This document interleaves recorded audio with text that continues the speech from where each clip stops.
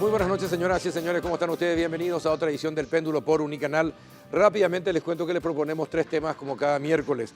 El primero, vamos a hablar acerca del cambio de la ley de la función pública propuesto por los senadores de Patria Querida. Están con nosotros Fidel Zavala y Stefan Rasmussen. El siguiente bloque vamos a hablar acerca de los puentes en Paraguay y por qué el puente que va a unir Chacoí con Asunción podría costar 181 millones de dólares. Y el último, vamos a tener como invitado al ingeniero Javier Recalde, quien es el director de puentes del MOPC. Y el último bloque de otro tema igualmente importante, el contrabando. ¿De qué manera se puede combatir? Van a estar con nosotros el director de aduanas, Julio Fernández, y la ministra de Industria y Comercio, Liz Kramer. Pero antes de ir a la pausa, de la primera pausa, rapidito les invito a que compartan un café Lavazza. Senadores, compartan por favor café Lavazza rico en aroma y sabor. Después de la pausa iniciamos el debate.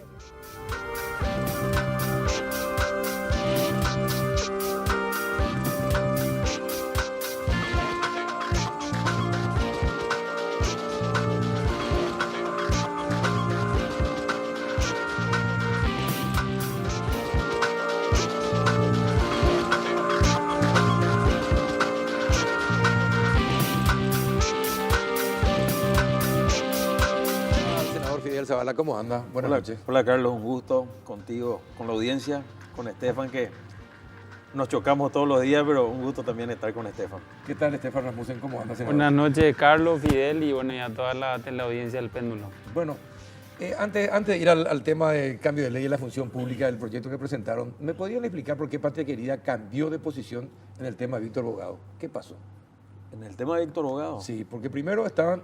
Salim. En el tema de Salim, perdón, en el tema de Salim. Sí. ¿Por qué cambiaron de posición? En principio daba la impresión de que estaban a favor de que deje la Cámara. ¿Después qué pasó? Bueno, realmente nosotros acompañamos todos los pedidos, ¿verdad?, de desafuero, de pérdida de investidura, porque yo creo que todas las personas tienen que ser investigadas, ¿verdad? El acompañar un pedido no necesariamente implica de que vos o lo vas a echar o lo vas a someter a un juicio o lo vas a hacer pérdida de investidura, ¿verdad? Y acá nosotros legalmente y constitucionalmente no había los elementos, Carlos, ¿verdad?, como para, vamos a decir, acompañar esa pérdida de investidura, ¿verdad? Y podemos discutir después los argumentos técnicos, ¿verdad? Pero yo creo que en ese sentido la Constitución, cuando uno habla de desafuero y uno habla de juicio político y habla de mayorías en el Congreso, y de eso se agarran muchos parlamentarios que dicen cómo para una pérdida de investidura se va a necesitar una simple mayoría, ¿verdad? Y para los otros se van a necesitar. Lo que pasa es que cuando llega una pérdida de investidura, la Constitución es muy clara, ¿verdad? La cosa ya viene juzgada, ¿verdad? Y tiene que haber una sentencia definitiva, ¿verdad? Ahora, el reconocimiento, a ver, esa fue una discusión que tuve con Salim en la radio, sí, acerca del reconocimiento que él hizo del delito que cometió, porque él reconoció que cometió un delito. Ahí hay toda una discusión, pero... No, es clara, la ley es muy clara, y el código es muy claro. Él tiene que asumir... el hecho. Asumir el hecho, que el hecho ocurrió, eso sí. Que ocurrió. Sí. Entonces, para que se le pueda dar las medidas sustitutivas. Sí. Esa es la condición previa. Sí. Sin esa condición es imposible que él tenga esos privilegios a lo que evitar el juicio, ¿verdad? Bueno, entonces, si él admite, ¿cómo es que, si él admitió, y todos los senadores saben eso, cómo es que finalmente no perdió la investidura? Carlos, lo que pasa es que acá nosotros no nos podemos constituir personalmente, ¿verdad? Y esto podemos discutir y te puedo asegurar que en cada fuero va a salir una opinión diferente, ¿verdad? Pero en lo personal, y yo creo que eso fue algo que discutimos dentro de la bancada, ¿verdad? Vamos a decir, la sentencia lo libraba de toda culpa, no. ¿verdad? No y no. Pero, a ver, él sabe quiero. Él sabe porque tuvo que pagar compensación. tuvo Sí. que pagar, bueno, entonces lo que tuvo fueron medidas alternativas. Sí, ¿verdad? realmente es un Y procedimiento abreviado. le aplicaron Es penas. un Sí. procedimiento abreviado. Pero acá yo creo que hay que aclarar, hay Y dos el temas. tiempo, y el tiempo es otro. Dos temas, Carlos, ¿verdad? Uno es que la pérdida de investidura se puede dar por tres motivos. Se puede dar por uso indebido de influencia, inhabilidades o incompatibilidades del cargo, ¿verdad? Y en todos los casos anteriores de pérdida de investidura de los diferentes senadores, inclusive diputados, la causal era el uso indebido de influencia. En el caso de Ibáñez, inclusive, que muchas veces se confunde y se hizo también un proceso abreviado, ¿verdad? Él había contratado caseros, o sea, era uso indebido de influencia como parlamentario, ¿verdad? En el caso de Salim, la causal no era uso indebido de influencia. Primero porque en el 2017 él no era parlamentario, él no podía usar, ¿verdad? Entonces lo que se quería aplicar era la inhabilidad, era el numeral 1 de la inhabilidad del 197 de la Constitución, donde establece una condena con sentencia firme mientras dure la condena, dice el numeral 1, ¿verdad? Y él fue sobreseído en enero del 2019, ahora, porque su condena, si le queremos llamar condena, La cumplió. la cumplió en diciembre de 2018, Sí, sí. ¿verdad? Entonces, iba a ser diferente si se le impugnaba pero en ese momento para ser candidato. Pero le pregunto una cosa, Sí. genial. Es Y ahí cierto tenía eso. que haber impugnado. Es cierto. Justicia electoral, los partidos Pero, políticos. exactamente. Ahora, la inhabilidad dejó de existir porque nadie protestó. Así es. Y te pongo un ejemplo. Si vos hoy chocas, digamos, y te vas, digamos, te hacen alcotés y asumí el hecho, ¿verdad? Y te dice, bueno, no te vas preso, pero tenés que donar, no sé, 1 millón de guaraníes por 12 meses, ¿verdad? De acá a 15 años vos querés ser candidato a senador, ¿verdad? No. Espera. En el momento, espera, son tiempos diferentes. No vaya a ser tan largo. O 5 años. Porque no, lo que yo digo, tal vez ya está el tema, ya Sí. se cerró el tema. Pero simplemente queríamos conocer qué es lo que pensó la gente de Patria Quería, porque la gente estaba expectante de la posición Sí, así es. de los senadores de Patria Quería, y hubo, sinceramente, una gran decepción, y eso se nota. Y mucha se confusión siente también. Mucha en confusión. las redes, y mucha confusión, Sí. exactamente. Cuando yo digo los tiempos me refiero al momento. Claro, pero él era, acuérdense que él era candidato a parlamentario, ya era, ¿verdad? En ese momento. Y el hecho de que ninguno haya protestado, haya impugnado Sí. o no haya sido inhabilitado, existiendo causales para eso, Sí. ¿verdad? Porque en ese momento había causales para sí, eso, Sí, Sí. total. ¿verdad? Ahí No estamos de significa acuerdo. que en ese momento, es decir, todos se equivocaron. El tema es, hasta la justicia electoral se equivocó. ¿Y qué tenemos que hacer? Aceptar nomás las equivocaciones y dejar pasar las cosas. Pero ya fue sobreseído. Claro, cuando uno tiene Lo cuando pasa uno que- es sobreseído, si vos ves el dictamen, ¿verdad? Y vos sos sobreseído y donde no tiene que dañar la reputación o el Pero él nombre, fue etcétera, sobreseído etcétera. cuando ya era Sí, senador. claro que sí. Bueno, pero vos no cuando podés fue candidato, aplicar pero retroactivamente cuando una fue pena. candidato, no. Totalmente de acuerdo. Bueno, entonces estaba inhabilitado. No, porque no se Y ustedes impugnó, son- no estaba inhabilitado. No. Ustedes son honorables, es una posición mía, ¿verdad? Y ustedes políticamente, yo no soy político, entonces obviamente tengo otra mirada, ¿verdad? Pero como son honorables, me parece que el Senado y los senadores tienen que decir, no es una actitud de una persona honorable. Pero te agrego más, Carlos. Ser candidato cuando tiene ese pero causal. el numeral 1 de la inhabilidad habla de privación de libertad. O sea, no habla solamente, dice, condena con sentencia firme con pena privativa de libertad mientras dure la condena. O sea, la lógica es si uno está preso con sentencia firme, no puede ser candidato, ni puede ser, y si está siendo, digamos, parlamentario, es una inhabilidad y pierde la investidura, ¿verdad? Bueno, está bien. Lo dejamos acá Pero- porque esto ya quedó definido. Pero no. Pero para aclarar nomás nuestra posición, vamos pero a tiene un acompañar. costo para usted Vamos esa a acompañar, aplicación. pero no podemos salir nosotros lo que dice la ley y la Constitución, Carlos, porque si no se va a convertir en una cacería de brujas. Y el artículo mayoría simple no pueden aplicar a nosotros si se dan las condiciones, ¿verdad? Entonces, nosotros tenemos que ser respetuosos de lo que dice la Constitución y la ley, ¿verdad? Para nosotros, esa sentencia definitiva era clara, ¿verdad? El periodo de impugnación ya pasó, ¿verdad? Y uno no puede ser juzgado 2 veces por el mismo hecho. No nos correspondía a nosotros Pero en espera el un poco. tiempo. Ustedes no le juzgan, no. Esas son las confusiones que no tenemos que meter en la mente de la gente. Ustedes toman decisiones políticas, no sí. hacen juzgamientos judiciales. Entonces no es lo mismo.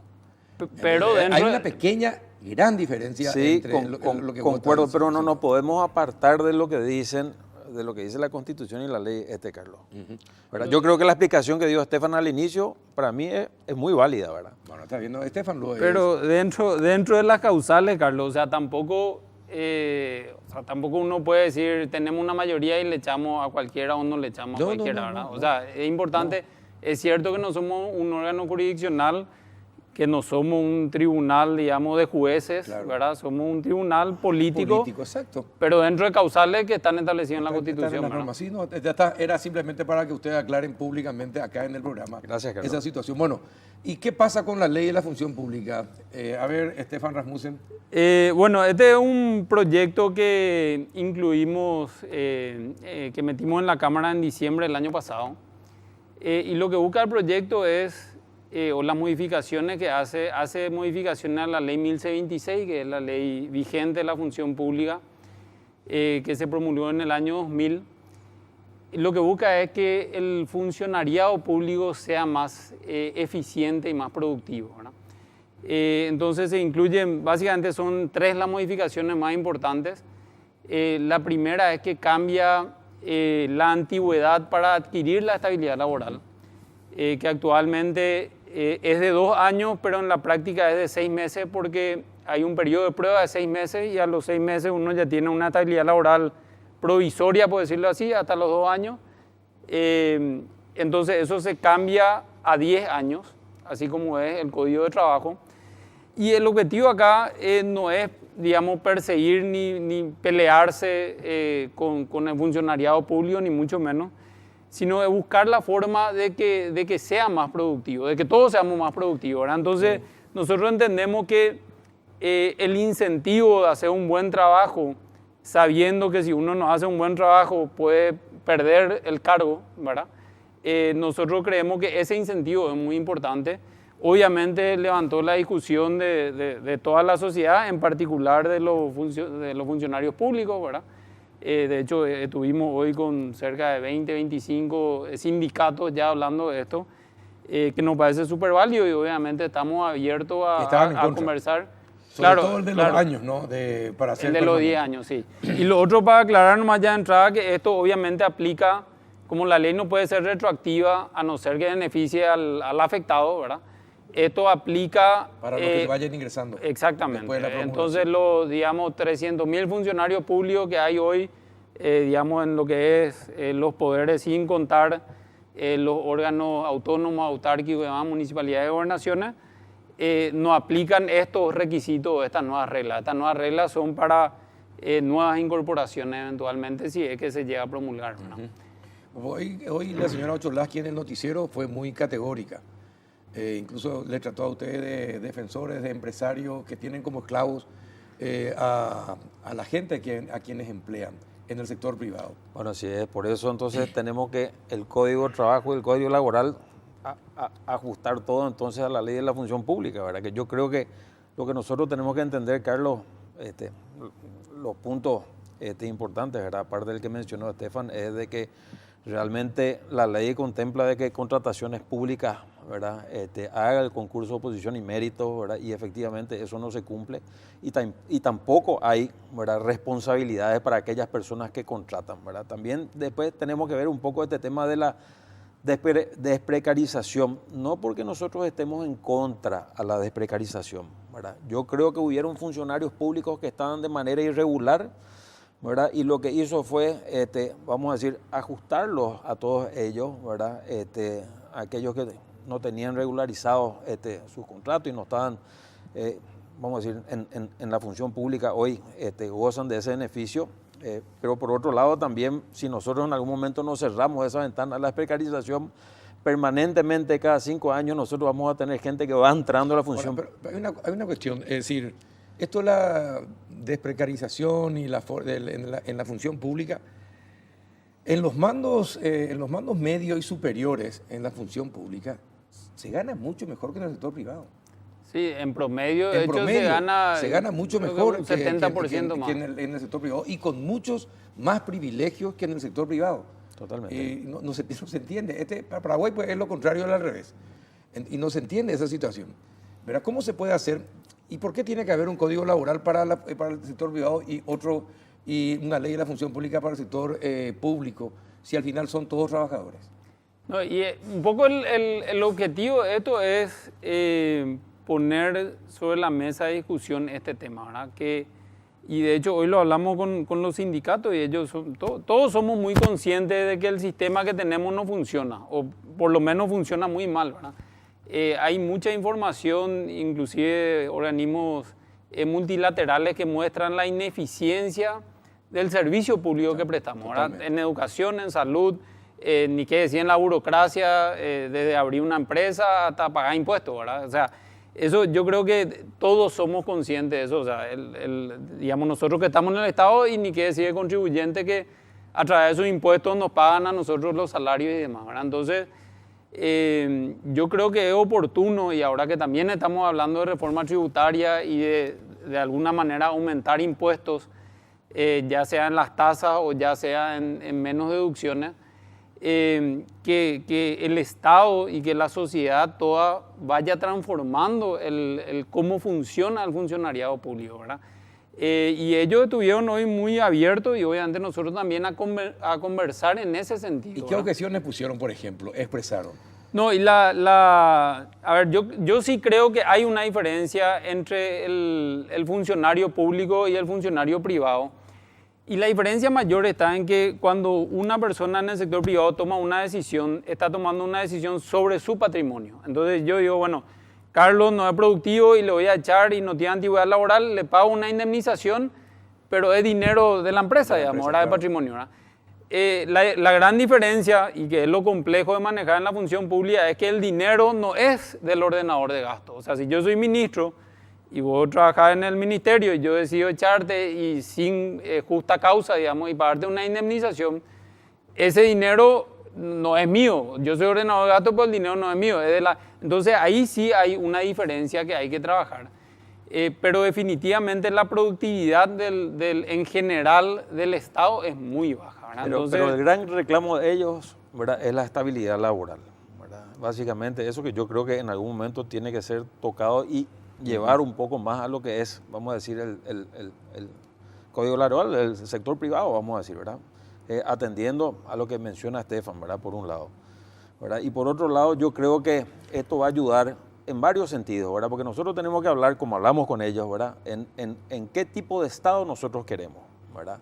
En qué tipo de instituciones queremos. Queremos construir institucionalidad, necesitamos nosotros elevar la vara de la calidad de los funcionarios, que contrataciones públicas, que los concursos de mérito, que para que asciendan en grado y adquieran mejores beneficios salariales, realmente ellos pasen por pruebas. Una carrera de la función ¿verdad? pública. Y ahí las instituciones van a comenzar a funcionar independiente de los signos políticos que estén gobernando, ¿verdad? Entendemos también de que pueden existir arbitrariedades en despidos, ¿verdad? Porque cambian los colores y bueno, podés quitar más. Tenemos que defender toda esa parte, pero tenemos que mirar nosotros en un conjunto toda la reforma del Estado, ¿verdad? Porque acá yo pongo siempre un ejemplo, ¿verdad? El Estado tiene que ser solamente normador y regulador, ¿verdad? Y no tiene por qué, pongo como ejemplo, ¿verdad? El Ministerio de Obras Públicas, ¿por qué tiene que tener esa cantidad de maquinaria sobre taco?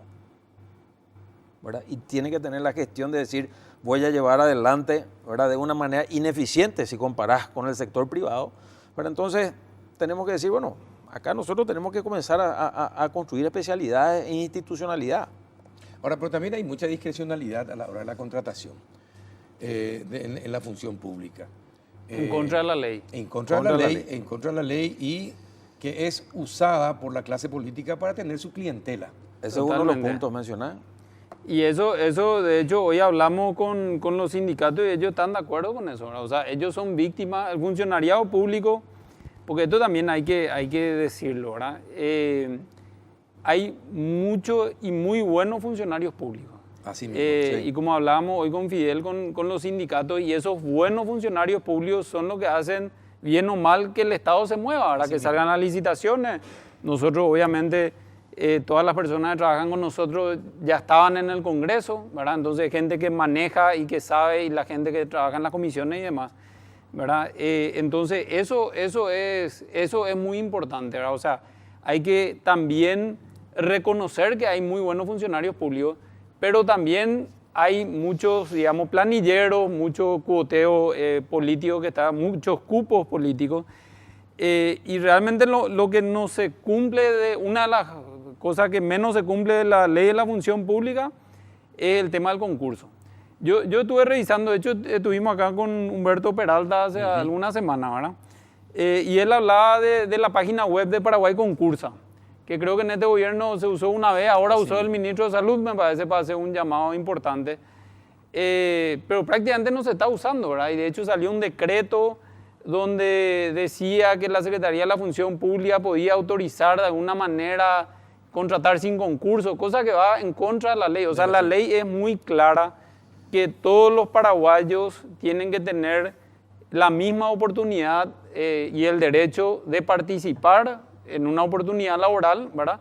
Y el único requisito es la idoneidad. No es que sea familiar, no es que sea de un partido o del otro partido. Entonces, y como hoy no hay sanción, lo que nosotros incorporamos en las modificaciones es que el contratante tenga que devolver los salarios pagados a las personas contratadas fuera de la ley, o sea, fuera del concurso, cuando la ley establece el concurso, ¿no? Sería genial. Ahí se elimina esa discrecionalidad, ¿verdad? Y yo creo que va a ir en beneficio, finalmente, de los nuevos funcionarios públicos, porque, como dijo Estefan, esto no es retroactivo, no va a tocar a los existentes, ¿verdad? Para los que sean contratados de hoy en adelante, ¿verdad? Y vos vas a poder invertir efectivamente en capacitación, invertir efectivamente en mejores salarios. Entonces, yo creo que necesitamos esta reforma del Estado. Y también tienen que funcionar los organismos de control.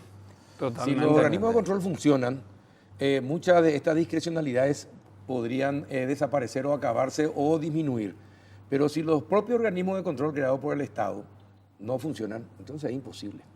Es imposible. Ahí entra la Contraloría, por ejemplo, ¿verdad? Que tuvimos el caso de juicio político. La Contraloría, pues ustedes los políticos, ustedes porque ya son políticos, les digo, ustedes los políticos lo mantienen como un cuteo, ¿verdad? Ahora salió el Contralor. Sí. Te doy un número que hicimos justamente. ¿Cuántas denuncias de la Contraloría en montos terminaban en el Ministerio Público? En estos 2 años y medio, el presupuesto general de gasto es de 14.000 millones de dólares año, ¿verdad? Y denuncias de la Contraloría que terminaban en el Ministerio Público, que al final es la idea de la Contraloría, que controle y si hay alguna que pase al Ministerio Público, 7 millones de dólares, ¿verdad? De los 30.000 millones de dólares. Entonces, definitivamente el órgano de control supremo que tenemos, que es la Contraloría, no funcionó nunca, ¿verdad? Lastimosamente, ¿verdad? Ojalá ahora funcione en este tiempo que queda, ¿verdad? Bueno, por último y cortito. Son 9 meses del gobierno de Mario Abdo Benítez. ¿Qué piensan? Cortito, 1 minuto. ¿Qué pensás del gobierno de Mario Abdo Benítez a los 9 meses? Yo creo que, a ver, en un inicio, como todo, le dimos el voto de confianza. Hoy nosotros tenemos serias dudas.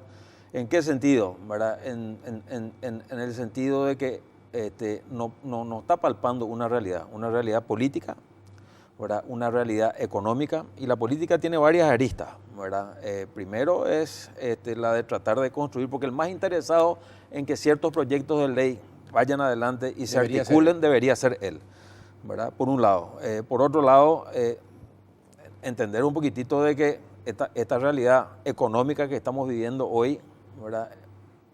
El país no está arrancando, ¿verdad? Y nos estamos viendo nosotros de que hayan, en un momento de recesión, en un momento donde efectivamente, vamos a decir, hay un parate económico, yo creo que es fundamental el rol del Estado en dinamizar la economía. Que ellos saben y nosotros vemos, y si vos decís, Carlos, no porque no tienen plata o porque no tienen presupuesto, ¿verdad? O porque efectivamente, yo creo que acá hay déficit de gestión, ¿verdad? Entonces, aquí se habla mucho de decir, no, pero nosotros no podemos instalar la crisis. La crisis ya está instalada. Cierto. Gracias, senador. 1 minuto. Sí, no, menos inclusive, Carlos. Yo creo que hay mucho, y agarrando lo que decía bien, mucho déficit de gestión, ¿verdad? Y yo creo que ignorando la situación, obviamente no se solucionan los problemas. Yo creo que hay cambios importantes que se tienen que hacer. en ministerios críticos, ¿verdad? Y esperemos que se hagan, ¿verdad? Porque cambiar la imagen... ¿Cuáles, por ejemplo? Y obras públicas, por ejemplo, está Fundamental. bastante parado, ¿verdad? Educación, no tenemos un norte. Cuando nosotros discutimos en el Senado con el ministro, inclusive, que se evalúen y capaciten docentes, cuando se evaluaron 3.500 docentes de los 60.000 en los últimos 5 años, nos dijo, no, eso vamos a ver el año que viene. Entonces, si vos no evaluás y capacitás docentes como la gente, digamos, ¿cómo va a cambiar tu educación? ¿Verdad? Obras públicas, educación. Vivienda, está parado, hay promesa ahora, 8.000 viviendas para agosto y pasaron 9 meses. Entonces, hay muchos lugares de déficit de gestión. Esperemos que se hagan los cambios o de las personas o de la gestión y que esto se comience a mover mucho más rápido, ¿no? Gracias, senador Rasmussen. Gracias senador Carlos, un Fidel gusto. Zavala. A la vuelta de la pausa vamos a hablar con el ingeniero Javier Recalde, el director de puente del MOPC. Ya volvemos. Vení a Bristol en el Midea Week porque tenemos los mejores precios del país. Aprovecha la semana de descuentos increíbles. Sí, hasta 40% de descuento en todos los productos de la marca Midea. Escucha esta super oferta. Microondas Midea de 20 litros. Precio normal 18 cuotas de 42.000 guaraníes. Ahora precio Bristol Midea Week 18 cuotas de 29.000 guaraníes. Te esperamos en cualquiera de nuestras sucursales en todo el país. Llámanos al 519-4000 o escribinos al WhatsApp 0991-670-000. Bristol, la mejor casa de electrodomésticos del país.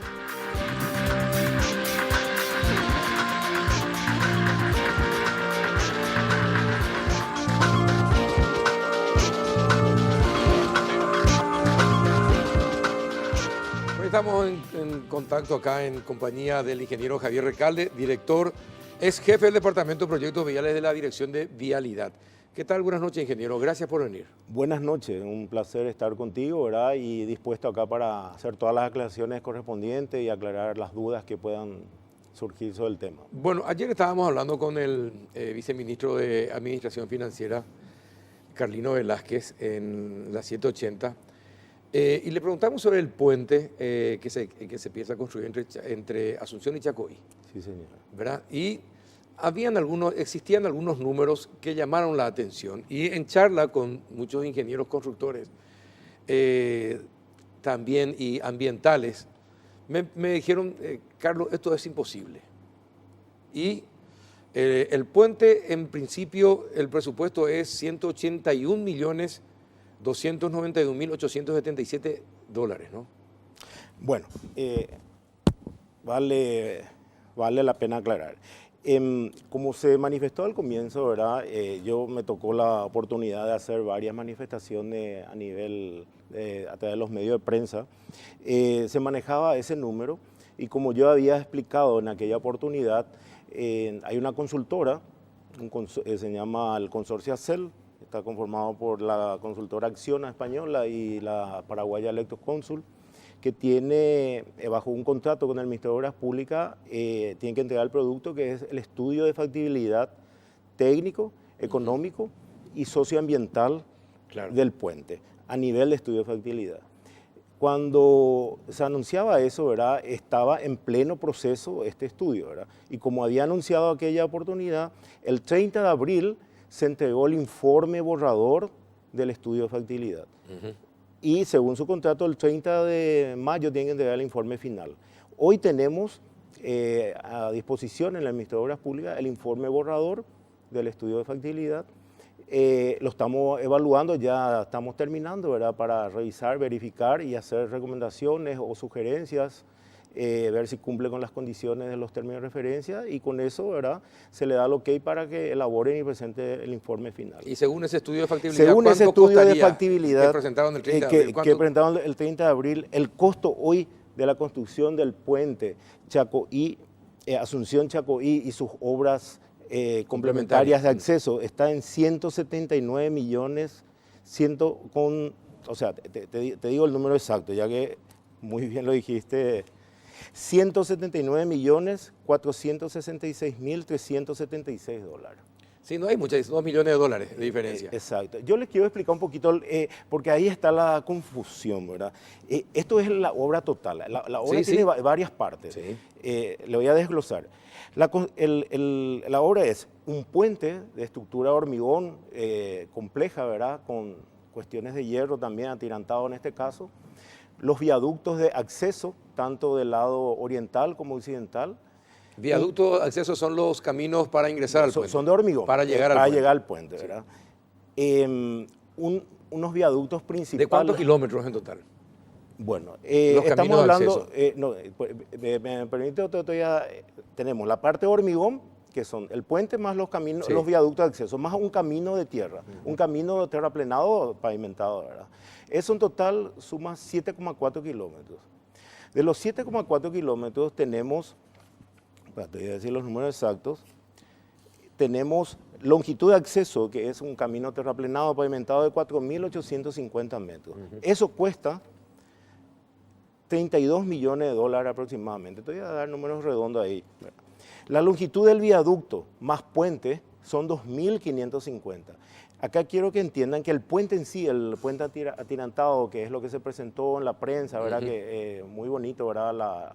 El anteproyecto presentó a la consultora, es de 450 metros. Eso hay que sumarle el viaducto de acceso del lado de Asunción y el viaducto de acceso del lado del Chaco, que es un viaducto que tiene más o menos 1.500 metros de largo, porque transcurre encima de la zona inundable del río Paraguay.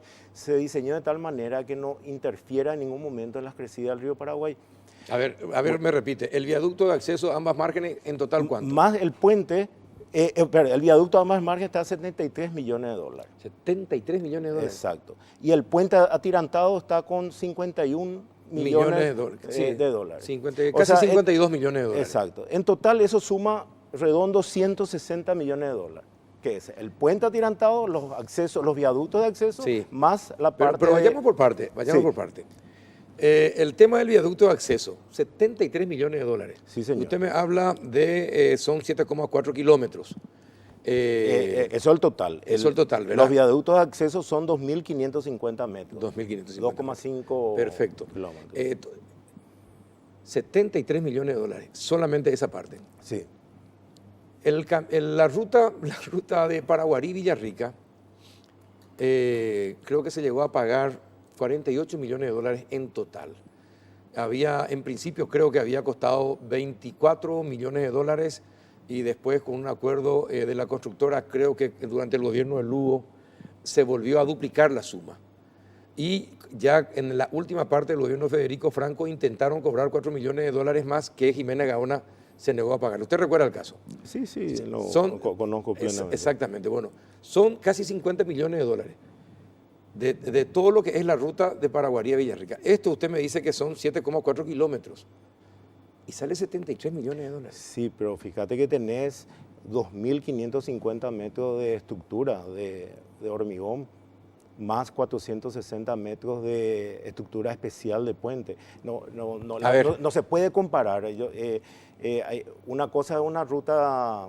El puente, espera, ingeniero, a ver, vos me dijiste, el viaducto de acceso sale 73 millones Sí. y el puente 51,9. Bueno, entonces, el puente lo dejamos. Vamos a irnos solamente al viaducto Pero de el las viaducto obras. es un puente. El viaducto es totalmente de hormigón. Perfecto. Pleno, sí, todo es un puente. ¿Y cuánto más puede? Es un puente como parecido a lo que es el puente Remanso, pero horizontal. Ese es el viaducto de acceso al lado del Chaco, que tiene 2.550 metros. 2.550 metros. Sí, señor. Eso no es un camino normal como el de Paraguarí y Villarrica. Lo que es un camino normal como de Paraguarí y Villarrica es el componente vial margen derecha que cuesta 32 millones de dólares. 32 millones de dólares. Sí, señor, que tiene 4.800 ¿Y metros. ¿Y qué contiene todos esos 7,4 kilómetros? ¿Qué obras? ¿El hormigón? ¿Y qué más? La estructura del puente atirantado, la estructura hormigonada de los viaductos de acceso, con las pilas de fundación especiales, las vigas especiales, todo eso. La construcción del terraplén del lado del Chaco, hasta su interconexión con la ruta Remanso-Falcón. Y un detalle, ¿verdad? Ahí me faltaba también, esto incluye también el costo de un viaducto sobre la ruta Falcón, porque el puente ya está contemplando la duplicación del acceso Remanso-Falcón, que se va a duplicar con un préstamo de Fonplata. Entonces, el puente, al uno cruzar el río Paraguay del lado del Chaco, va en viaducto en 1500 metros, entra en la zona de terraplenado de ruta como conocemos, todo en doble calzada, 2 carriles por sentido, 7 metros en un sentido y 7 metros en otro sentido. Cruza en un viaducto de más o menos 35 metros encima del acceso de la ruta Remanso-Falcón, y ahí se hace un rulo y permite los accesos y todas las posibles conexiones. Para acceder al puente de cualquier lado del Chaco o para destino a cualquier lado del Chaco o hacia la Argentina. Ingeniero, cuando ustedes reciben ese tipo de factibilidad y costos, ¿ustedes comparan con obras similares en otros países para determinar si están ajustados los precios? Se hace comparaciones, ¿verdad? Pero el estudio sale de los directos, que es algo mucho más real y directo en base a los insumos que se utilizan. Estos costos no son estimados así en formas globales. Para poder hacer en un estudio de factibilidad, no es un diseño ejecutivo que es mucho más detallado, en un estudio de factibilidad, para poder quitar un costo lo más cercano a lo real, se hace el anteproyecto de ingeniería. Sí. ¿Para qué? Para medir las cantidades. Se miden esas cantidades. Y a esas cantidades se le calcula el precio de cada ítem de esa obra. ¿Cuánto me cuesta el terraplén? ¿Cuánto me cuesta el metro cúbico de hormigón? ¿Cuánto me cuesta la tonelada del acero especial? Todo eso se analiza de acuerdo a una planilla de cantidades. Se analiza los precios unitarios a valor mercado hoy. ¿De acuerdo? Mercado Paraguay. Estos son los precios referenciales para la licitación. Sí, señor. Estos precios están sustentados técnicamente y plenamente en precios unitarios estudiados en base a los materiales y los insumos que se van a utilizar, valor en Paraguay. Bueno, ¿y qué pasa con el tema del medio ambiente, de los estudios ambientales? ¿Por qué más de 2 millones de dólares? No. Según lo que habían tenido era servicios ambientales 1.577.000 y plan de gestión ambiental $485.619. Bueno, esa es la estimación en base al informe preliminar. Y de acuerdo al borrador te doy el tema. Bueno, tenemos 160 millones lo que es la obra. Sí. Después tenemos la fiscalización, que se estima un porcentaje del 5% respecto al costo de la obra, son 8 millones de dólares aproximadamente. La supervisión de la obra, que lo hace el ministerio a través de todo el equipo especial que va a estar asignado, es 0,5 el valor de la obra, está más o menos estimado en $800.000. ¿Cuál es la diferencia entre fiscalización y supervisión? Fiscalización es una empresa contratada que directamente fiscaliza de verdad que se cumpla tal cual como está dispuesto en los planes. Sí. La supervisión lo hace el Ministerio de Obras Públicas, ¿verdad? Toda la parte administrativa y acompañamiento, y es la que controla también que la fiscalización y el contratista hagan su trabajo. ¿Y el ministerio vuelve a cobrar por ese? ¿Se cobra a sí mismo? ¿Cómo es? Generalmente se crean unidades ejecutoras, ¿verdad? Unidades ejecutoras que se contratan especialistas específicos que se pueden ¿Por un tiempo determinado? Por el tiempo de dura la obra. ¿Y cuántos ingenieros pueden hacer eso? ¿Por qué contratar si el ministerio tiene gente que puede hacer el trabajo? No tiene el ministerio gente, señora. ¿No tiene? No es suficiente, pero no es suficiente. Y lo manejamos a través de unidades ejecutoras en estos proyectos que son especiales. ¿Y esta supervisión también es tercerizada? No, es administrativa, pero tiene que prever el costo, ¿verdad? Hay que prever el costo. Hay insumos, por ejemplo, contratación de especialistas específicos, logística específica, alquiler de oficina en la zona de obra. Son cuestiones específicas. Y eso cuesta $800.000. $800.000 para... Pero si tienen todos esos ingenieros, arquitectos, no hay gente capacitada que puedan hacer la supervisión sin que le cueste eso al ministerio. Es una tontería, $800.000 en todo el tema parece una tontería, pero son $800.000. Son $800.000 de que hay que invertir porque hay que cuidar de que la fiscalización cumpla con su trabajo, el contratista cumpla con su trabajo, y también hay que administrar el contrato. Hay que administrar el contrato de fiscalización y el contrato de de la Pero usted obra. se da cuenta ¿verdad? que se da cuenta que se duplican los gastos. Si ustedes tienen funcionarios que son capaces de hacer esa supervisión, ¿por qué volverle a pagar otra vez por un No, trabajo no, es que se le paga, señor. Son la logística, ¿verdad? Que se necesita y el personal adicional que se pueda contratar. Y es una estimación, ¿verdad? Una estimación que se hace para armar el costo de un proyecto. Eso se utiliza normalmente a través, con todos los órganos multilaterales. Es un cálculo estimado cuando cerramos proyectos de financiamiento con los organismos multilaterales como CAF, BID, FONPLATA. Es un valor, un porcentaje que se estima, ¿verdad?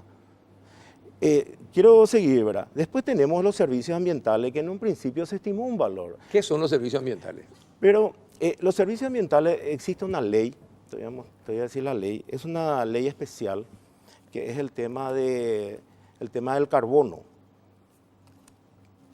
Acá estoy mostrando. Es la resolución número 467/17 de la CEAM. Y en esa resolución, ¿verdad?, que reglamenta la ley, establece que para obras de infraestructura de más de 50 kilómetros se requieren los servicios ambientales. Y en este caso no estamos ni cerca, ¿verdad? Los servicios ambientales son las compensaciones ambientales que hacen a una obra de infraestructura importante. Vamos a suponer una ruta de 60 kilómetros que atraviesa una zona boscosa, ¿verdad? Donde existen varios productores que nos explotan. Vamos a referirnos al tema, al puente. El puente no paga servicios ambientales. Al puente. El puente no paga servicios ambientales. O sea, es cero. ¿Y por qué aparece...? Y porque se le hizo la observación a la consultora de que en este caso, de acuerdo al... Se borró. Es cero. Desapareció. Desapareció, es cero. Esos 2 millones de diferencia... Era $1.577.000. Sí, es decir, esos 2 millones de diferencia que hay entre lo que hablamos ayer con el ministro y lo que ustedes recibieron como factibilidad son los que se refieren al estudio ambiental y a la supervisión ambiental. No, hay una nueva estructura, ¿verdad? Todavía diciendo, ¿verdad?, comparado, ¿verdad? En este caso, entonces, el servicio ambiental es cero. Después tenemos el plan de gestión ambiental, que ahora se está cerrando en $812.000. El plan de gestión ambiental. ¿Qué es el plan de gestión ambiental? Son las acciones que van a mitigar los impactos negativos del puente. ¿El estudio de impacto ambiental? No, el estudio de impacto ambiental ahora hace la consultora.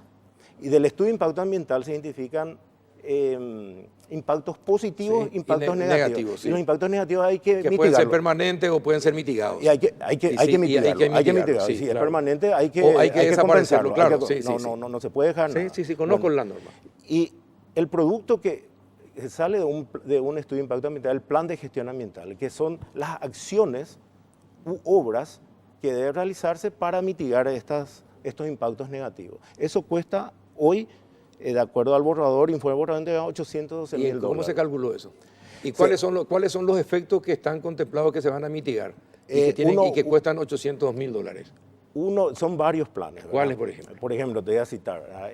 Uno de los principales, ¿verdad?, que se insistió mucho que tenían que trabajar es que tiene que haber un plan de mitigación para elaborar el plan de ordenamiento territorial para los municipios de Villa Ayes, para el municipio de Nanagua y para el municipio de Falcón. Ese es uno de los planes. Otro de los planes, por ejemplo, es el control y monitoreo de la fauna y flora en la línea base hoy y toda la etapa constructiva de la obra hasta 2 años posteriores. A ver, el monitoreo, por ejemplo, de las cuestiones... Si se hizo este plan es porque ya se determinó cuáles son... cuáles son los problemas que va a tener, por decirlo así, problemas. Usted dijo los impactos. Los impactos negativos. ¿Cuáles son los impactos negativos que va a tener en lo social, en lo físico, en el aire y en el río? Exacto. En el río, ¿verdad? Sí, me aprendí la lección. Con esa identificación, entonces, hace el plan para mitigarlo. Exacto. Y eso cuesta $800. ¿Y cuáles son? Y bueno, uno de ellos es la elaboración del plan de ordenamiento territorial para estos 3 municipios. Otros son... ¿Por qué tiene que hacer el ministerio eso? Porque de reordenamiento territorial. Porque hay un efecto de posible mal crecimiento urbanístico sobre esos municipios vulnerables. Entonces hay que hacerlo eso. Es un punto negativo que se identifica en el aspecto socioambiental y hay que mitigarlo, ¿no? Y se mitiga con este plan, con esta acción específica que es la Claro, lo que se va a elaboración hacer es un análisis de cómo puede impactar el puente es para no repetir lo que es en Asunción el bienestar hoy. de la gente. Para no repetir lo que hoy es Asunción. Asunción y el área metropolitana con los distritos circundantes creció en forma desordenada por falta de un buen plan de ordenamiento territorial. Creció en extensión, eso produce pésimos servicios. Es una cuestión de gestión municipal. ¿Por qué el ministerio tiene que hacer algo que es gestión municipal? No, porque todo este trabajo Es el decir, lo que ministerio usted- no puede atropellar también. No, pero ingeniero, lo ideal, así como usted me explicó, Sí. lo ideal sería, señores intendentes, usted le reúne a los intendentes, miren, este puente puede afectar a las ciudades, a estas 3 ciudades, a estas 3 localidades de esta siguiente manera. Ustedes tienen la obligación de acompañar, nosotros le dijimos, estos son los probables problemas que van a tener. ¿Verdad? Ustedes tienen que diseñar la forma como mitigar eso. Eso corresponde a la municipalidad. Lo que pasa es que estos municipios se identificó son muy vulnerables, no tienen el presupuesto ni la capacitación en los funcionarios para poder desarrollar estos planes. Entonces se identifica esa vulnerabilidad y se mitiga con este producto. Esa es la condición. Esa es la condición. Y en el río, por ejemplo, ¿qué afectaciones negativas puede tener? En el río no está identificado afectaciones negativas, pero sí exige las normas ambientales, ¿verdad? Hace un monitoreo para ver qué variación puede haber, por ejemplo, en las cuestiones hídricas, en la fauna itícola, en la fauna, en la zona, la zona inundable, la parte de la flora, ¿verdad? Todo eso te exige hacer un monitoreo durante 2 años, ¿verdad? Y es uno de los planes. Ahora, y hay varios planes, ¿verdad? Yo te puedo citar, ¿verdad? Eso está bien detallado en el Sí, estudio de me impacto gustaría ambiental. si se puede tener el plan de mitigación y el costo de cada uno de ellos. ¿Me permití un ratito? No se preocupe, no se preocupe. El volumen de estudio de impacto ambiental. Es importante aclarar, ¿verdad? Porque son cosas muy específicas que a veces escapan al entendimiento. Sí, adelante. Permiso. Gracias.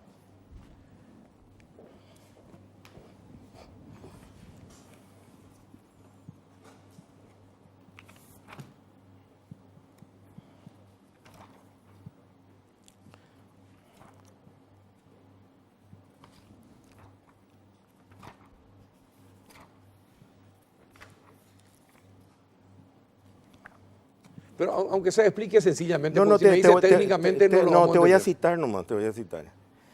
Programa de mitigación de impactos directos, el programa de fiscalización de impactos directos, el programa de seguridad vial y señalización socioambiental, el programa de protección forestal en área de préstamo, el programa de educación ambiental y prevención de la seguridad del personal de obra,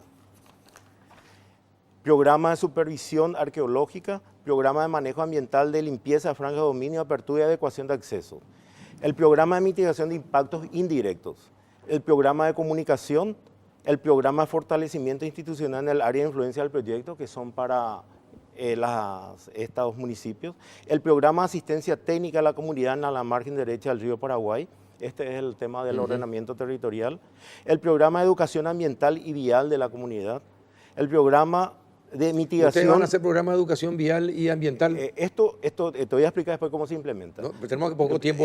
No, y el programa de ingeniero. protección franca de dominio y el plan de pueblos indígenas. Esto el contratista tiene que hacer. El contratista ellos subcontratan una consultora, ¿verdad? Y implementa estos programas. Y el ministerio paga por el costo de estos programas, que está bien estipulado acá cuánto es el costo de cada uno. Por ejemplo, el costo del plan de ordenamiento municipal ¿Cuándo está estimado, ¿Cuándo comenzarían las obras, ingeniero? Está estimado en $97.000. ¿Y las obras cuándo comenzarían? Y tendría que empezar en el 2020, ¿verdad? Y terminar a fines del 2023. 3 años de 3 trabajo. años, exacto. O sea, es duro trabajo. Es duro trabajo. Mire, le quiero aclarar algo para que quede bien entendido. Yo no estoy en contra de la construcción del puente, al contrario.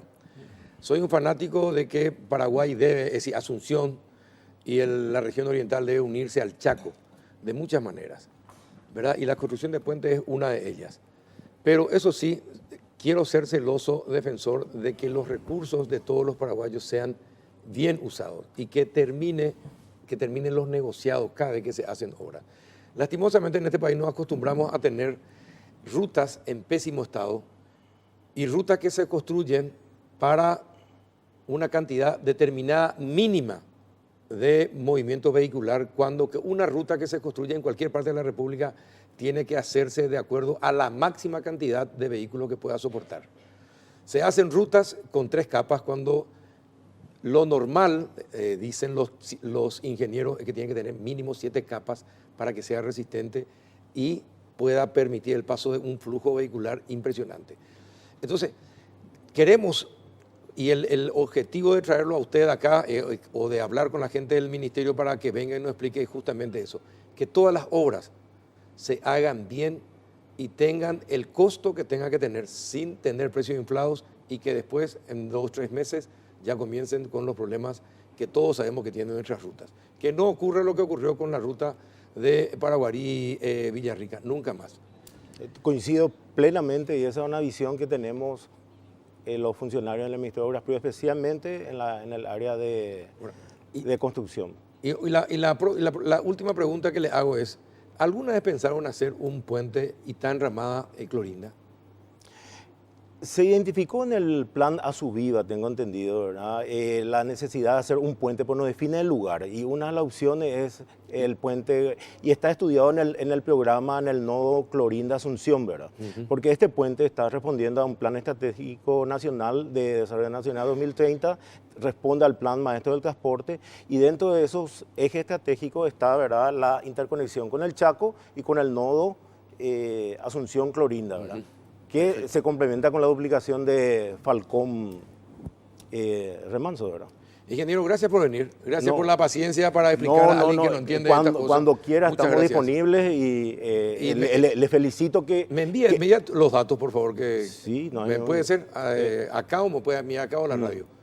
No hay ningún problema. Y yo les felicito a ustedes que puedan acceder así a la posibilidad de acceder y que el público pueda conocer, ¿verdad?, el detalle de las cosas, porque a veces la media información crea desinformación. Así mismo. Gracias, ingeniero, por venir. Muchas gracias. A la vuelta de la pausa vamos a hablar acerca del contrabando que mata empleo con la ministra de Industria, Liz Kramer, y el director de aduana, Julio Fernández. Ya volvemos.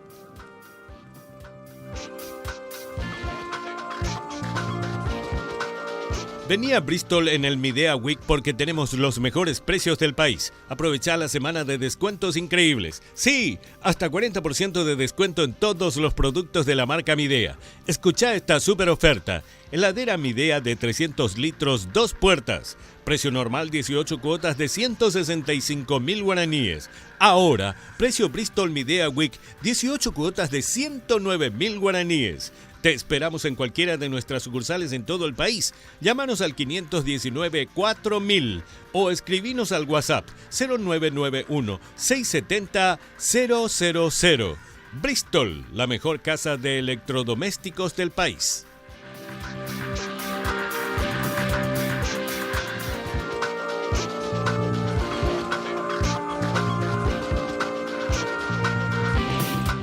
¿Qué tal, ministra Liz Kramer? ¿Cómo anda? Buenas noches.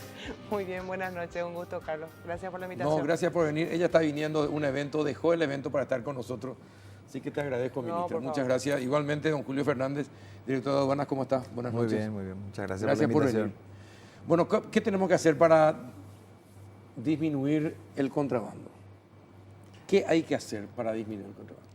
Bueno, voy a empezar por una parte que tiene que ver con lo que es la UIC, la Unidad Interinstitucional de Lucha y Prevención contra el Contrabando. ¿Hubo cambios? No, la UIC está al frente del ministro Fuster. Quiero recordarle a la ciudadanía, a todos, que esta era una unidad que ya estaba creada como tal. Formamos parte de varias instituciones, pero estaba desactivada, quizás porque por la presión cambiaria de los últimos años anteriores no haya estado tan demandada la necesidad por el cambio de la moneda argentina y brasileña. Evidentemente, cuando asumimos nosotros en agosto, este era un reclamo ya que se veía venir por la diferencia cambiaria muy fuerte. El tema del contrabando fue, creo que la segunda palabra más escuchada en todas las primeras reuniones con todos los gremios, y la necesidad de llevar eso a una escala realmente interinstitucional más fuerte, más allá del MIC. Vimos que había esa unidad creada con todas las instituciones, hablamos con el director y todo lo demás, y le presentamos al presidente la posibilidad de reflotar esa unidad y de conseguir una mirada fiscal. Insistimos mucho en que no sea un funcionario administrativo, porque tiene que tener una mirada mucho más holística. Es así que se reflotó esa unidad, el ministro Fuster, con rango de ministro directamente vinculado a Palacio, asumió eso y a partir de ahí se empezó a desarrollar una serie de trabajos, dentro de los cuales dentro de la UIC estaba la DETAVE. Y dentro de lo que se vino, que fue el operativo Brillante, que es el así conocido, que fue digamos, una de las mayores operaciones de desmantelamiento de estructura interna que se tiene historia dentro de, por lo menos a ese rango, con un nivel de exposición enorme y mucho riesgo, por cierto. Se evidenció lo que quizás era, no podemos decir desde cuándo era esa práctica o desde cuánto tiempo era, pero todo hace suponer que el sistema así como estaba no podía seguir. De ahí la decisión institucional de desmantelar el DETAVE y ahí le voy a dejar a Julio que nos cuente sobre eso, porque el DETAVE es una unidad, digamos, dentro del ámbito de competencia de aduana. Pero repito, esto forma todo parte de una unidad mucho más compleja porque el tema es muy complejo, Carlos, te lo decía cuando nos invitaste. Es un tema muy complejo. Cuando pensamos en contrabando pensamos en la carga que pasa por la frontera, el vista, la posición, etcétera. Tiene una complejidad enorme con unas vinculaciones que necesita una mirada fiscal, una mirada de antilavado de dinero, una mirada de cruce de información con la SED. O sea, de eso se trata, así que eso es lo que te puedo dar de introducción para entrarnos en el tema. Hoy decía Gustavo Volpe, quien ahora ya es presidente de FEPRINCO también, no solamente la UIP, que es un 40% daña el contrabando a la economía del país, ¿así? Entiendo que se está refiriendo al tamaño de la economía subterránea. Sí. Sí, efectivamente, y debe ser en esa proporción posiblemente. Es mucha plata. Es mucho dinero, sí. Se suele hablar de esas cifras, la suele decir mucho, digamos, algunos de los estudios con lo que es economía informal. Informal, sí. De lo cual se puede suponer que mucho tiene que ver con el contrabando, pero lo informal inclusive abarca más. Entonces, o sea, me refiero a que lo informal abarca también el contrabando. Informal puede ser alguien que está no contrabandeando, sino produciendo algo de forma, no facturando, ¿verdad? Ahora, este organismo que se formó, ¿va a depender de la Dirección de Aduanas? Así es, sí. De hecho que depende. El nombramiento depende de mi dirección, pero de todas maneras va a estar trabajando mucho más de cerca con con las otras instituciones. Toda la infraestructura que tiene, toda la estructura que tiene en materia también de digamos, vehículos, lanchas, todo lo que disponía esa unidad está a cargo ahora del nuevo titular, pero va a estar, digamos, trabajando muy de cerca. Hasta cuestiones, sintomáticas son distintas. Ahora, el actual jefe va a estar mucho más cerca mío, no va a tener su oficina lejos. Justamente me decía Germán Sonetti, me decía, no quiero estar lejos de los jefes porque obviamente va a empezar a tener mucha presión.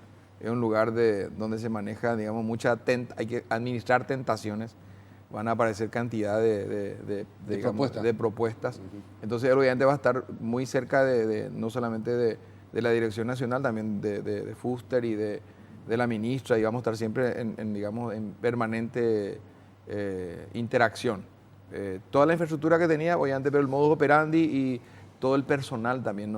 Ahora mismo hay 80% que pasó a disposición de recursos humanos o está imputado, ¿verdad? Y hay un 20% que quedó para temas administrativos temporalmente, pero la idea es que ninguno que haya estado trabajando en ese departamento quede en el lugar, por una cuestión de desarraigar por completo, las prácticas. Ajá.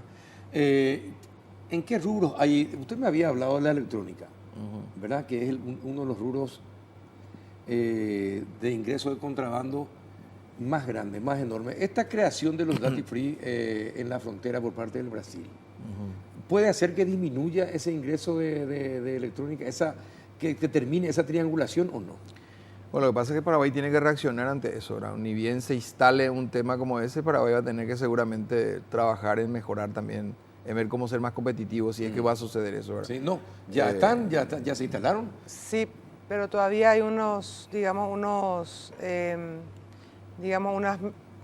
realidades que se están viendo porque hay unos aranceles para entrar dentro del duty free en Brasil que no están contemplados y hay unos impuestos estaduales y municipales. Pero cuando hablaba de los principales rubros, Carlos, vengo justamente esta tarde, estuvimos con gente también de tu canal acompañándonos. Los principales, los rubros más sensibles, ciertamente el director de aduanas tendrá información. Yo te digo, como lo electrónico por lo general no es de fabricación nacional, a nosotros en el Ministerio de Industria y Comercio tenemos muy claro todo lo que tiene que ver con la industria nacional afectada, ¿sí? Azúcar, o sea, todo lo que es frutihortícola, muy sensible, tomate, huevos, pollo, carne. Y en esto sí que es muy serio el tema porque ahí no se respeta una cadena de frío, está en riesgo la salud pública, etcétera. El azúcar es un tema súper sensible, estábamos justamente hoy reunidos con intendentes de distritos cañeros, estaban hablando de las 20.000 familias vinculadas a lo que es la caña de azúcar, entonces es muy amplio el espectro. Después en el rubro más de comercio, digamos, el zapato, calzado y ropa, indumentaria. En ese caso hay un tema de subvaloración que a mí me gustaría quizás que Julio comparta el tema esto de la subfacturación y de la trazabilidad de la factura del sistema Sofía y de lo que has logrado en términos de... Hace un mes ya nos vino y nos explicó todo, ya nos explicó acá en el programa cómo iba a estar eso y ojalá que pueda ser que la tecnología sirva para saber desde el punto de origen hasta que llega a Paraguay todo el trazado de los productos y que los aviones que aterrizan en el aeropuerto guaraní sean mejor controlados, etcétera. Fíjate, etcétera, Carlos, etcétera. que ese tema no es un tipo de contrabando puro y duro, digamos. Es distinto porque estamos hablando de subfacturación. Sí. Entonces, entra legalmente, pero subfacturado, un calzado que sale $1, digamos. Sí, una cosa así. sí, efectivamente. Ese es otro tipo. Eso es común. O que te ponen la mitad de la cantidad que traen. Sí, ahí si no es subfacturado, te ponen la mitad del total de la mercadería que traen. O sea, básicamente son tres posibilidades. La partida que te cambien, o sea, buscando partidas refugio, digamos, donde pagan menos. La cantidad Sí. o el valor. O el valor, así mismo. Entonces, en los tres rubros, ahora por ejemplo tenemos llamativamente cuando toda la gente empieza a pensar que disminuye el comercio, uno ve que el tema electrónico en particular, nosotros estamos recaudando, digamos, cifras récord en materia de todo lo que ve informática y electrónica. Pero no significa que haya más productos. Sencillamente se está declarando la cantidad más cercana a la realidad, el valor más cercano y la partida correcta. Entonces, da la impresión de que hay un aumento. Obviamente la gente siente otra cosa, bro, que hay contracción, hay una desaceleración. Pero nosotros estamos recaudando estas mercaderías principalmente vienen por los aeropuertos y ahí tenemos muy buenos resultados en este momento. Y el tema de courier, que fue un bochinche en su momento, tenemos 80% más de recaudación en ese rubro. En ese rubro. En general, obviamente, se siente que hay una desaceleración y eso repercute en la recaudación. Pero el 50% de la pérdida de competitividad en el este, sobre todo del comercio en el este del país, ¿consecuencia de qué es? Esas son cuestiones ya regionales. No tiene nada que ver con contrabando y compañía. Es un tema tipo de cambio, ¿verdad? Tipo de cambio muy fuerte. También Brasil está siendo fuertemente golpeado. Digamos, la expansión brasilera es mucho más baja de la que se esperaba hace años atrás. Entonces, y además el tipo de cambio les golpea. Entonces, digamos que las condiciones no es que han cambiado demasiado. Sí hay mayor control en algunos rubros en particular. Sin embargo, esa contracción no puede... Algunos están incluso argumentando todo lo contrario, que los controles son exagerados y que como hay controles exagerados, entonces estamos matando el comercio de la región. Claro. Es lo que llegan a decir algunas personas. Ministra, todos tenemos que ser responsables de cuidar nuestro país, Absolutamente. ¿verdad?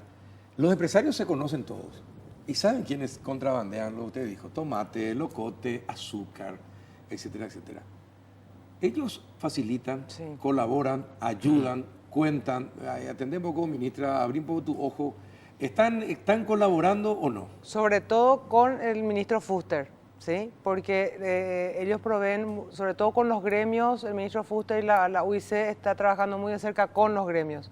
Nosotros recepcionamos, digamos, la la inquietud, la preocupación, la queja de los gremios y derivamos la información al ministro Fuster, se reúnen y proveen de información de inteligencia. Me decían miembros de la Asociación Industrial de Confeccionistas del Paraguay que estaban muy contentos, o sea, no sé si contentos es la palabra, pero satisfechos de la cooperación y de resultados efectivos que han dado, porque ellos, bien sabes, como bien decís, saben muy bien dónde está. Y como es tan grande el problema y es mucho lo que hay por hacer, se hace obviamente un efecto, digamos, una decisión de tipo Pareto, o sea, ¿a qué voy a atacar con los recursos que tengo que sea de altísima sensibilidad y donde tengo mayor posibilidad de éxito, digamos? Entonces, los gremios, el gremio azucarero, por ejemplo, coopera muchísimo con información de inteligencia, no solamente de mercadería que sale de afuera, sino también, digamos, de eslabones de la cadena que no están controlados. El gremio textil que te dije. Y para el ministro Fuster es clave, pero para el equipo de él porque entonces van sobre una cosa mucho más específica. De ahí ya inclusive se detectan con el gremio de los confeccionistas, estamos avanzando a los mecanismos que podemos decir que son ya resultados de esa cooperación, inclusive normativas de la ley de etiquetado, cosas que tenemos que cambiar, cosas que están desfasadas, digamos, resoluciones que están fuertes, y ellos mismos se ofrecen y yo les digo con todo gusto, por favor, ayúdennos, tráiganos y nos van a traer Sebastián Hacha estuvo el otro día con el gremio con nosotros, y dice, bienvenido toda la cooperación que nos puedan mostrar de las normativas y el presidente está, digamos, atento y dispuesto a que nosotros le justifiquemos los cambios de normativas necesarios porque son necesarios. ¿Verdad? En la aduana, ¿cómo reaccionó el funcionariado de aduana después de lo de Tabe? Bueno, yo entiendo, se siente una tensión muy fuerte. Obviamente se nota que se están cuidando mucho más, ¿verdad? Por lo menos son, digamos, los reportes que tenemos. Y además sienten un clima de mayor riesgo ante cualquier tipo de irregularidades. Entonces, creemos que eso también ayuda a mejorar el comportamiento. Pero creemos que, o sea, en particular siempre suelo decir que esto puede durar, si no hay, digamos, un impacto con, digamos, cierta frecuencia, la gente rápidamente se olvida y vuelve digamos, a la situación original. Entonces, es necesario ir corrigiendo, digamos, con más fuerza. Ahora, pero qué triste es tener que trabajar con gente a la que que trabaja contigo, que tiene una misión contigo, pero sin embargo la que tenés que estar controlándole permanentemente, porque al menor descuido te van a hacer goles en contra. Sí, no todos, no podemos generalizar, pero hay una cantidad importante y efectivamente es así una cuestión cultural que se fue enraizando y bueno, lamentablemente con eso tenemos que convivir y va a llegar el momento en que vamos a tener, creemos que poco a poco la justicia también está, hasta hace poco era muy permisiva. Hasta hace poco yo utilizaba la máxima de Lelutier que dice que perdón, dice, el Lelutier dice, bienaventurados aquellos que nada esperan, jamás serán defraudados. Bueno, entonces yo eso esperaba de la justicia, pero ahora vemos síntomas positivos, vemos que hay sanciones ya ahora. Yo me reuní hace poco, ayer nomás con el Contralor, estuvimos hablando, vamos a poner a disposición del Contralor toda la información, todos los cortes administrativos, todo lo que estamos haciendo respecto a auditorías. Entonces, ahí, digamos, creemos que eso también va a ir cambiando y en la medida en que vaya disminuyendo la impunidad, también va a haber mucho más respeto y mucho más, digamos, hacia el trabajo que tiene que hacer la gente. Recordemos que en el caso de aduanas, la gran mayoría de los que fueron acusados terminaron con sobreseimiento. Sí, con sobreseimiento.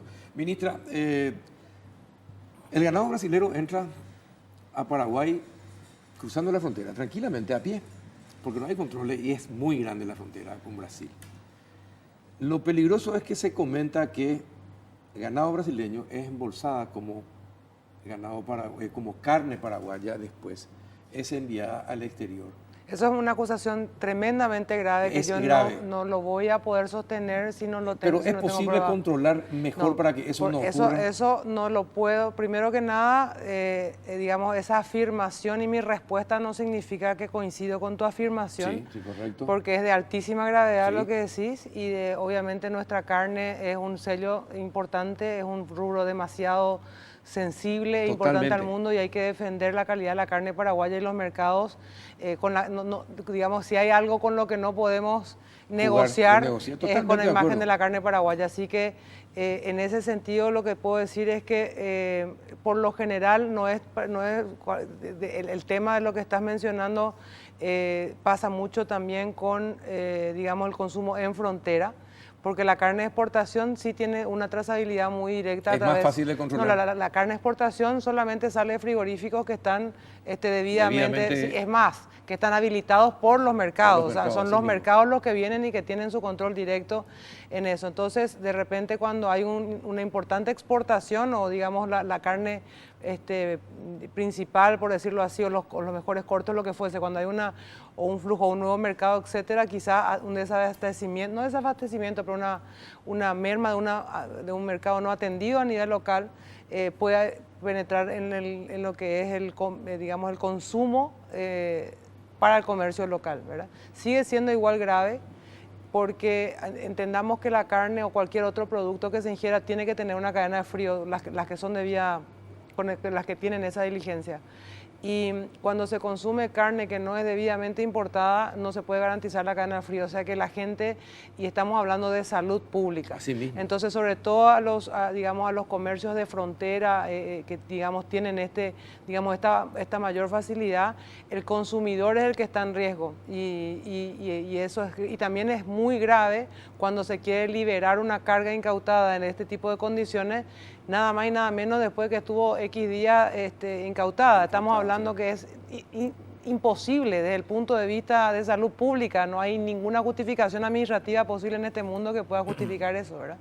Entonces, sin duda alguna, con la rural es otro de los gremios que trabaja de cerca y ahora con la COIA se le va a dar un refuerzo muy específico, sobre todo a lo que es, porque finalmente a los productores le importa tanto la carne de exportación que dan a los frigoríficos y que obviamente tiene una trazabilidad muy, muy directa, como también el consumo interno. Entonces es una competencia igual para el consumo interno y ciertamente afecta a una cadena muchísimo más grande, ¿sí? Y ministra, ¿qué se puede hacer para frenar el contrabando de azúcar?